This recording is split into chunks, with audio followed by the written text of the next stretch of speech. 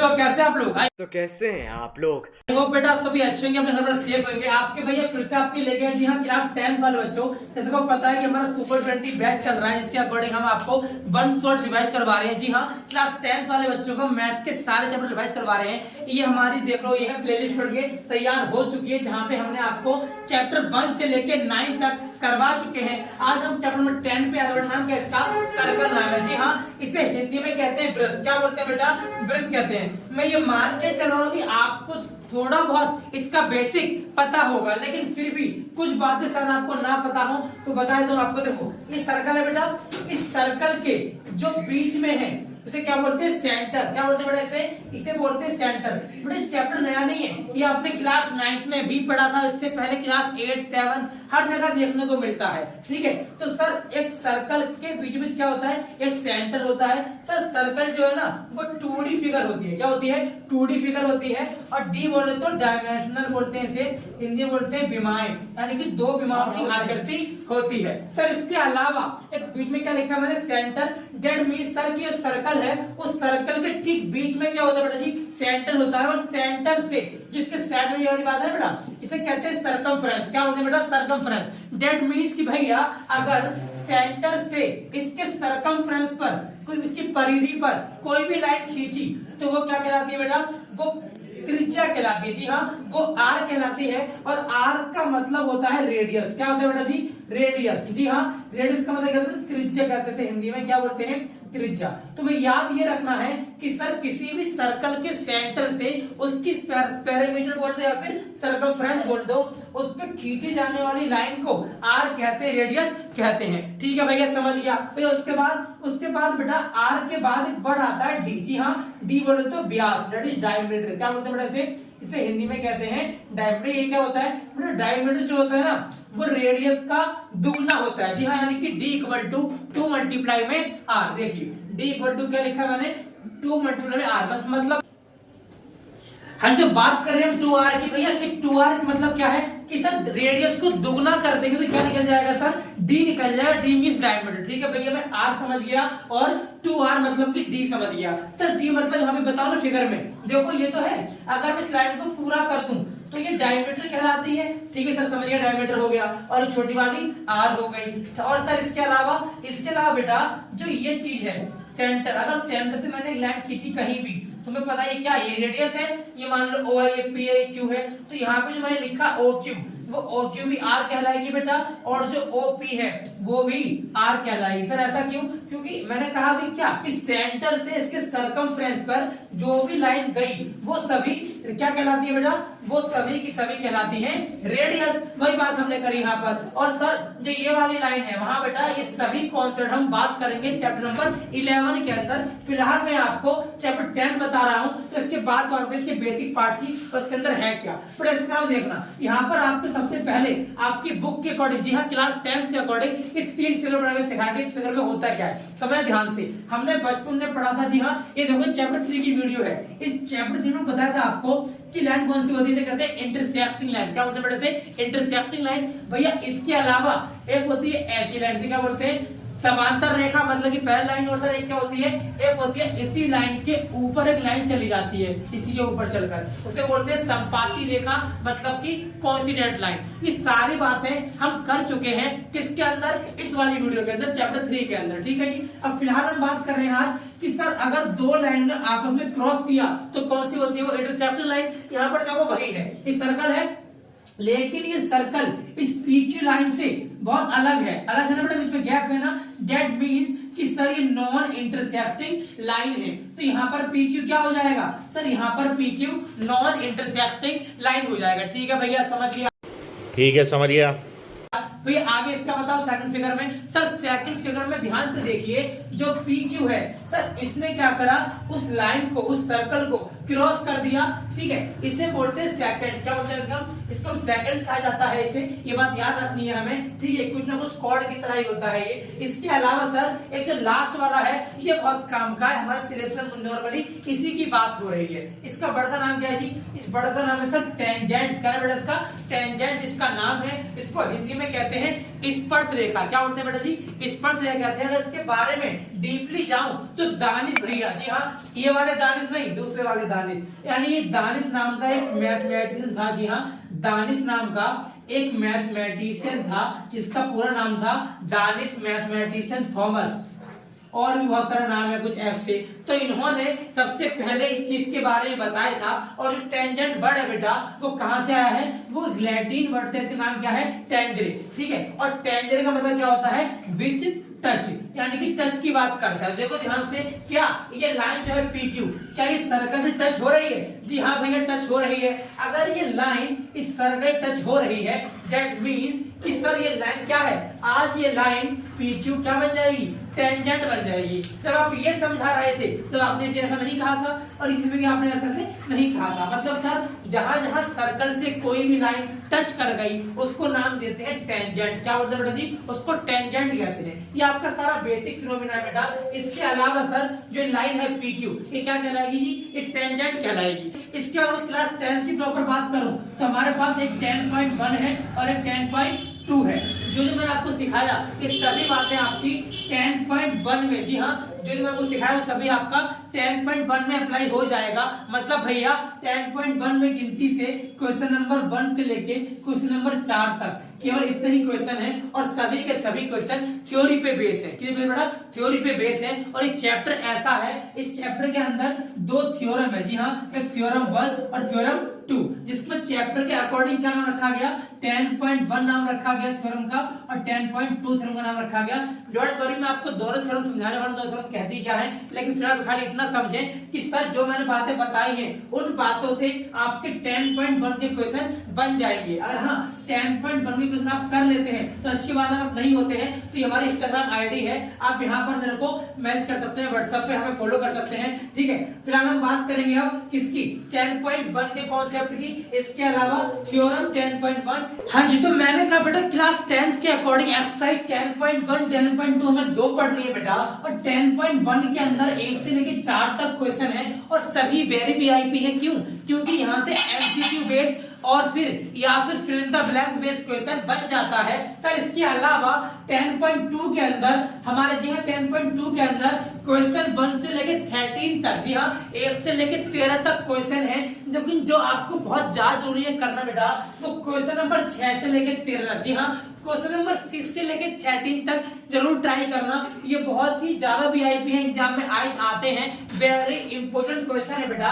इसके अलावा भैया बात करने वाले हैं थ्योरम 10.1 की। जी हाँ बेटा, थ्योरम 10 कहती है क्या? सुनो ध्यान से। सर क्या मतलब है? Sir tangent at any point of a circle is perpendicular to the radius through the point. That means sir यहाँ पे केवल काम की बात क्या है कि सर्कल के सेंटर पे एक ओ होगा पॉइंट, और जो कि यहाँ पर हमने क्या किया है, ओ से लेके बेटा क्यू तक हमने कंस्ट्रक्शन किया है। क्या किया बेटा? कंस्ट्रक्शन क्या है, और इस कंस्ट्रक्शन वर्ड का मतलब क्या है कि अपनी मर्जी से हमने एक लाइन खींची है, यानी यहाँ से लेके यहाँ तक। तो याद रखने वाली बात क्या है कि सर ओपी परपेंडिकुलर है किसके? एक्स वाई के। और बड़ा ध्यान देखो, ये जो एक्स और वाई है ना वो टेंजेंट है। क्या है? टेंजेंट। सर टेंजेंट कैसे हुई? अभी मैंने आपको समझाया था कि सर जो सर्कल से टच करेगी ना, मतलब कोई भी लाइन जो सर्कल से टच कर जाएगी उसे टेंजेंट का नाम दिया जाएगा। ठीक है भैया, समझ गया? अब कुछ करना ही नहीं है, केवल काम की बात ये समझ गए यहाँ पर कि जो ओपी है, ये जो छोटा लग रहा है आपको, ये रेडियस है, ये रेडियस है, लेकिन जो ओक्यू मैंने कंस्ट्रक्शन किया वो देखो ध्यान से, यहाँ से लेके यहाँ तक आर बनी, लेकिन आर से बड़ी हो गई, इसीलिए मैंने यहाँ पर क्या लिखा? ओ क्यू ग्रेटर देन है किसके?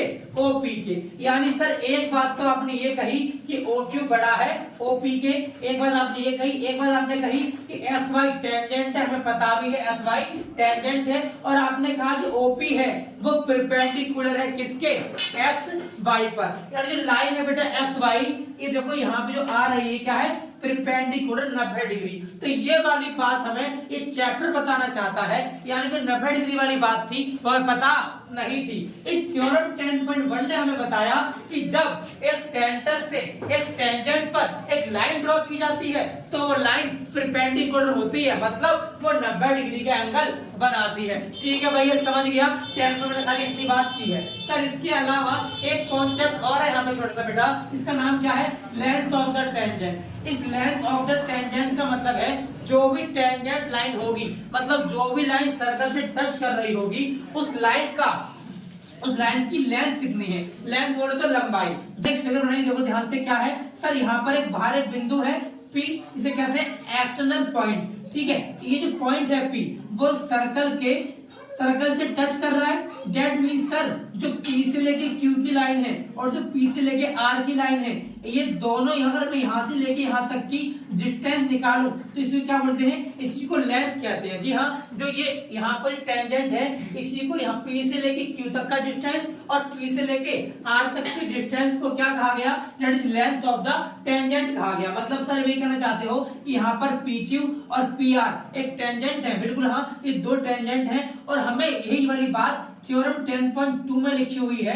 जो मैं आपको समझाने वाला हूँ अब कि 10.2 थ्योरम कहती क्या है। सुना ध्यान से, 10.2 थ्योरम में यही बात बताई गई है मेनली कि सर PQ जो है वो PR के बराबर होता है। यानी सर एक सर्कल के अगर बाहर से कोई एक पॉइंट, ठीक है, यानी कि कोई एक पॉइंट बाहर कहीं भी हो, अगर वो सर्कल पे टच करता है, दैट मींस अगर टेंजेंट बनाता है तो वो दोनों जो टेंजेंट होता है वो बराबर होते हैं। दैट मींस कि PQ बराबर होगा किसके, PR के। तो ये सब डिस्कशन 10.2 थ्योरम में करने वाले हैं। चलिए समझते हैं 10.2 को।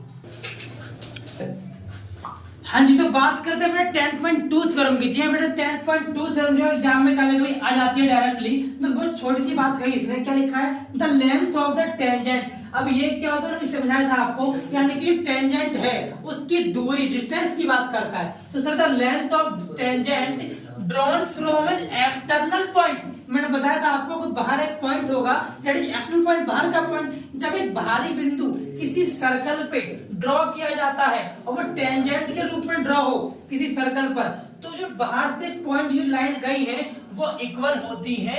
ऐसा हमें 10.2 थ्योरम बताने की कोशिश करती है। देखिए करना क्या है सर, मैंने आपको समझाया था कि जो भी ज्योमेट्री का चैप्टर आएगा तो ज्योमेट्री के चैप्टर में आपकी मान लो आंसर शीट है, आपको इसे मैंने करने का तरीका बताया था। मैंने क्या कहा था कि सर हमेशा सबसे ऊपर यहाँ लिखो आंसर, जो भी आंसर एग्जाम में आया वो, सर यहाँ पे उसकी बनाओ आकृति यानी कि फिगर बनाओ, और फिर हम क्या लिखो, यहाँ लिखो गिवन। क्या लिखो जी, क्या क्या दे रखा है क्वेश्चन में, उसको यहाँ पे लिखो आप क्या आपको प्रूफ करना है, दैट इज टू प्रूफ, या किसी क्वेश्चन में कुछ फाइंड करना होता है तो आप लिख सकते हो टू फाइंड या फिर टू प्रूफ। और किसी क्वेश्चन में अपनी मर्जी से कुछ लाइनें खींचनी होती हैं, उसे कहते हैं कंस्ट्रक्शन। क्या बोलते हैं बेटा, कंस्ट्रक्शन कहते हैं। और फिर इसके जस्ट बाद क्या आता है, दैट इज सॉल्यूशन या फिर प्रूफ। दो वर्ड यूज करते हैं। तो इन दो वर्डों के लिए इस तरह से फॉर्मेट होगा और लास्ट में सॉल्व होने के बाद आप एक बात लिखते हैं, दैट इज हेंस प्रूफ। क्या लिखते हैं बेटा जी, hence proof, HENCE, hence proof, ये लिखते हैं। यानी सर ज्योमेट्री वाले चैप्टर का, चाहे वो क्लास 10 का चैप्टर 6 हो ये वाला, या फिर चैप्टर नंबर कौन सा ये वाला 10 हो, इस तरीके से कुछ चीजें होती हैं। तो सर उसको करने का तरीका तो ये समझ गया सर। तो सर आप भी ऐसे करोगे, और देखो ना, दो गियर मैंने क्या लिखा, मैं लिखा सर्कल, ये सर्कल है, इसमें सेंटर O है। तो याद रखना जो मैंने खींचा डॉट डॉट डॉट डॉट, ये सभी कंस्ट्रक्शन है। मतलब क्वेश्चन में एक बात गिवन नहीं थी, मैंने अपनी मर्जी से खींचा है, इसीलिए से कहते हैं कंस्ट्रक्शन। हिंदी में कहते हैं रचना। क्या बोलते हैं इसे, रचना कहते हैं। ठीक है, तो मैंने क्या किया, मैं लिख दिया क्या क्या गिवन है। मुझे कुछ समझ नहीं आ रहा था, तो मैंने क्या लिखा कि यहाँ पे सर्कल है, मैंने वही बात लिख दी कि सर्कल है। मैंने लिखा सेंटर O, मैंने लिख दिया सर्कल विद सेंटर O। और ये बता दिया यहाँ पे क्वेश्चन में गिवन था टेंजेंट, तो मैंने लिख दिया एंड टू टेंजेंट, उनके नाम लिख दिए PQ और PR। फिर इसके जस्ट बाद हमें क्वेश्चन में ये बात आज प्रूफ करनी है, क्या PQ PR के बराबर होगा। चलिए बात प्रूफ कैसे करनी है, इस क्वेश्चन में खुद ही कहा गया है the length of the tangent, मतलब जो टेंजेंट की लेंथ होती है वो इक्वल होती है कि जब एक पॉइंट एक्सटर्नल पॉइंट इस सर्कल पर आएगा। ठीक है जी। इसके बाद हम बात करेंगे सर क्या करेंगे, अपनी मर्जी से करेंगे कंस्ट्रक्शन। सर वो कैसे करना है, बीच में सेंटर O है, इस O को इससे मिला दो, किससे, Q से, और इस O को मिला दो R से, और O को मिला दो P से। तो मैंने यहाँ पे क्या लिखा, join OQ OP OR। Hindi में क्या लिखेंगे, OQ OP तथा OR को मिलाया। सर इसके जस्ट बाद आप क्या करेंगे, अब करेंगे सॉल्यूशन। देखो जो मैंने अपनी पहली बात लिखी बेटा, ये वाली OQ परपेंडिकुलर है PQ के और OR परपेंडिकुलर है PR के, ये बात मैंने अभी आपको समझाई थी। जी हाँ, थ्योरम 10.1 के थ्रू समझाई थी। लेकिन हाँ, गलती से भी एग्जाम में सेम क्वेश्चन आ गया तो भाई यहाँ पर ये बात लिख के आ जाना, गलत हो जाएगा। ठीक है, थ्योरम 10.1 या थ्योरम 10.2 आप ऐसे वर्ड यूज नहीं कर सकते। इस थ्योरम में जो बात कही गई है वो आपको लाइन लिखनी पड़ती है। आगे मेरी बात समझ, चलिए आगे चलते हैं। अब भैया क्या करोगे आप, देखो जैसे मैंने ये लाइन खींची तो मुझे यहाँ पर दो ट्रायंगल दिखे। जी हाँ, उन्हीं ट्रायंगल की बात करेंगे। एक ट्रायंगल OPQ, एक ट्रायंगल OPQ यानी कि ये वाला, और ट्रायंगल नीचे वाला that is OPR, triangle OPR। और सर जब आपने बताया कि यहाँ पर जब आएगी 90 के एंगल बनेगा यानी कि दोनों की दोनों 90 है। जी हाँ, यही वाली बात जो है बेटा वो थ्योरम 10.1 में बताई गई थी। अब भैया क्या करेंगे, अब कुछ करना ही नहीं है। अगर दोनों एंगल 90 है यानी कि दोनों बराबर है, क्योंकि 90 बराबर होता है 90 के। मैंने क्या लिखा, मैं लिखा एंगल OQP इक्वल टू है किसके, एंगल ORP के, यानी कि sir angle Q angle R के बराबर है। ठीक है, हमने समझाया था आपको जब मैंने आपको ये वाला चैप्टर पढ़ा, चैप्टर नंबर 6, तो मैंने समझाया था आपको कुछ कॉन्ग्रुएंसी के रूल होते हैं। आज वो कॉन्ग्रुएंसी सर्कल के रूप में जिंदगी वापस आ चुकी है, तो वही समझाने वाले यहाँ पर आप। सर OQP ORP के बराबर है यानी कि ईच 90 है, और सर OP OP के बराबर क्यों है, क्योंकि देखो ध्यान से, जब मैंने ये ट्रायंगल बोला मैंने तब भी OP लिया, और जब मैंने ये ट्रायंगल लिया तो भी OP लिया। दैट मींस कि OP is the base of the triangle. अगर OP इस ट्रायंगल का बेस है, आधार है, तो ये लाइन जो है वो दोनों ट्रायंगल में आएगी। इसीलिए लाइन बेटा दोनों ट्रायंगल में ही क्या है, कॉमन है। और बिना फिगर को देख के भी आप यहाँ से पता लगा सकते हैं। कैसे, देखो यहाँ भी लिखा है OP और यहाँ भी लिखा है OP, इसलिए यहाँ पे क्या आ गया सर, OP दोनों में है। That means yes you can say कि OP equal to OP, that means कि यस ये कॉमन लाइन है, बनती है। Done sir. इसके बाद देखो ना, OQ बराबर OR, अभी आपने पढ़ा था जब मैंने स्टार्टिंग में बताया था आपको कि जो सेंटर से लाइन जाती है वो क्या होती है, रेडियस होती है। तो क्या OQ और OR R है, और R की वैल्यू तो बराबर होती है, इसका मतलब OQ OR के बराबर होगा। यहाँ पे क्या लिखा, radius of the semi circle. That means sir कि जब एक रेडियस होगी तो बोलेंगे रेडियस, और एक से ज्यादा हुई तो रेडियस वर्ड यूज करते हैं। Done sir. इसके अलावा हमने 3 बातें बता दी, आपने हमें यही बात तो समझाई थी इस वाले चैप्टर में। जी हाँ, जिस बच्चों ने अभी तक चैप्टर 6 नहीं देखा है तो प्लीज चैप्टर 6 देख लो। आपको इस वीडियो के लिंक के नीचे आपको सारे चैप्टर के लिंक आपको मिल जाएंगे। ठीक है जी। फिलहाल हम बात कर रहे हैं कहां पर, कि सर जो कॉन्ग्रुएंसी के रूल थे आपने चैप्टर 6 में सिखाए थे, अब उसकी बात कर रहे हैं। देखो यहाँ पे एक एंगल बना और दो साइड बनी, तो आप बोल सकते हैं कि ट्रायंगल OPQ ट्रायंगल OPR के क्या हो गया, कॉन्ग्रुएंट प्रूफ हो गया, सर्वाक्षम सिद्ध हो गया। और बाय किस रूल से हुआ सर, ये हुआ SAS यानी कि साइड एंगल साइड रूल से हुआ। इसके बाद सर हमने ये बात पढ़ी थी, जैसे ही कोई ट्रायंगल कॉन्ग्रुएंट प्रूफ हो जाता है उसके जस्ट बाद बाय CPCT। अब ये क्या है सर, मैंने समझाया था आपको, that is congruent part of corresponding. इसका मतलब क्या होता है, corresponding part of congruent triangle are equal, यानी सर्वाक्षम त्रिभुजों के संगत भाग बराबर होते हैं। मतलब भैया जैसे ही कोई त्रिभुज सर्वाक्षम प्रूफ होता है तो उसके जो आसपास के पार्ट हैं वो ऑलरेडी इक्वल माने जाते हैं। जैसे अगर इस वाले ट्रायंगल में मैंने ये बात बराबर कही, ये बराबर कही, ये कॉमन कही, तो क्या रह गया, खाली ये रह गया, ये रह गया। तो मैं यस कॉन्ग्रुएंसी के बाद मैं ये वाली बात बाय CPCT बोल सकता हूं कि यस PQ PR के बराबर होगा। और मुझे यही बात तो प्रूफ करनी थी, तो लास्ट में क्या लिखोगे आप, लास्ट में लिखोगे हैंस प्रूफ। तो ये आपका थ्योरम 10.2 का सॉल्यूशन था, जो कभी ना कभी एग्जाम में डायरेक्टली पूछ चुके हैं। जी हाँ, 2018 की बात करूं तो 18, 19, 20 में डायरेक्टली क्वेश्चन क्या होता है, ऐसा लिखा आता है। और ऐसा लिखने के बाद वो कहता है, तो आगे ये ना लिख के यहाँ पे क्या लिखता है, प्रूव डेट और पूरी लाइन सेम छाप देता है। तो आपको इसके अंदर पूरी थ्योरम 10.2 को समझाना होता है। तो आई होप बेटा आपकी वीडियो अच्छी लगी होगी, वीडियो को लाइक करना मत भूलना। और हाँ, काम की बात बेटा, फोकस जरूर करना किस पर, क्वेश्चन 6 से लेके 13 तक। जी हाँ, आपकी क्लास 10 की बुक के 10.2 के अंदर जाओगे तो वहां पे आपको क्वेश्चन 1 से लेके 13 तक क्वेश्चन देखने को मिलेंगे। तो आपको ना कुछ करो या ना करो, लेकिन क्वेश्चन नंबर 6 से लेके 13 तक जरूर ट्राई करना, क्योंकि यहाँ से जो 13 क्वेश्चन है और जो 12 क्वेश्चन है एग्जाम में बहुत बार पूछ चुका है। तो आई होप बेटा वीडियो अच्छी लगी, वीडियो लाइक करना मत भूलना। Thank you so much. अब तुम लोग गलती से अगर नए हो तो सब्सक्राइब करो, वो जो लाल वाला बटन है उस पर अपने जीजा जी फेंक के मारो या फूफा जी, मुझे नहीं पता, बस क्लिक हो जाना चाहिए। अब मैं भी जा रहा हूं